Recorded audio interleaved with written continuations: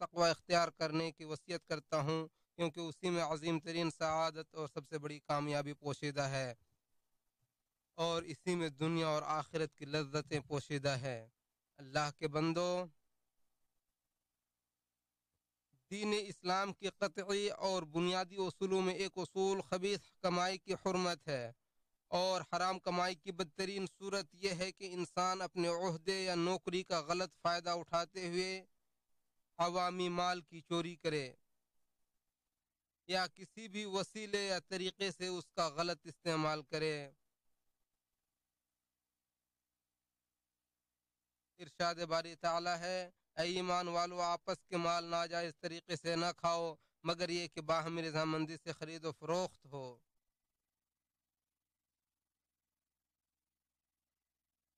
حکومتی املاک کی اصل حرمت ہے، کیونکہ وہ پوری قوم کی ملکیت ہے، اور اس کا مصرف عمومی نفع اور مشترکہ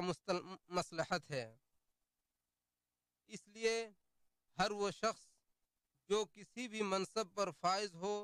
وہ اللہ کے سامنے اپنے ذمہ کی چیزوں کا جواب دہ ہوگا، اور اس کے لیے جائز نہیں ہے کہ وہ اللہ کی شریعت اور امت کی عمومی منفعت و مصلحت کے لیے بنائے گئے نظام کے برعکس اس میں چھوٹا، بڑا، حقیر یا عظیم کوئی بھی تصرف کرے۔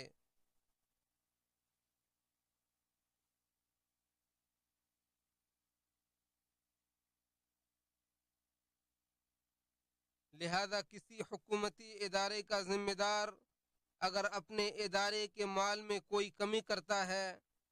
تو یہ شریعت مطہرہ کی نظر میں بہت بڑا جرم ہے۔ اسی طرح کسی کو قرابت داری یا دوستی کی وجہ سے حکومتی ادارے میں مراعات دینا یا ذاتی فائدہ حاصل کرنا بھی عوامی مال کی چوری، ملک میں کرپشن پھیلانے، حکمران وقت اور معاشرے کی عمومی خیانت میں داخل ہے۔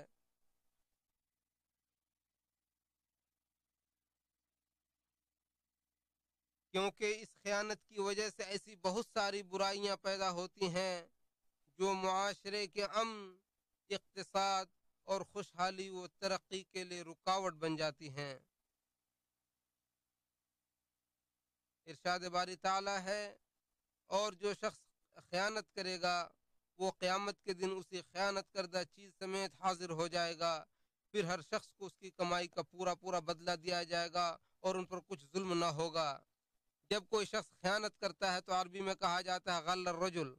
اور عہدہ اور ذمہ داری میں کسی بھی طرح کی خیانت کو اغلال کہا جاتا ہے،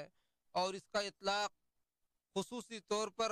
سرکاری املاک و جائیداد میں ہر طرح کی چوری پر ہوتا ہے۔ چنانچہ ارشاد باری تعالی ہے، اور زمین میں حالات کی درستی کے بعد ان میں بگاڑ نہ پیدا کرو۔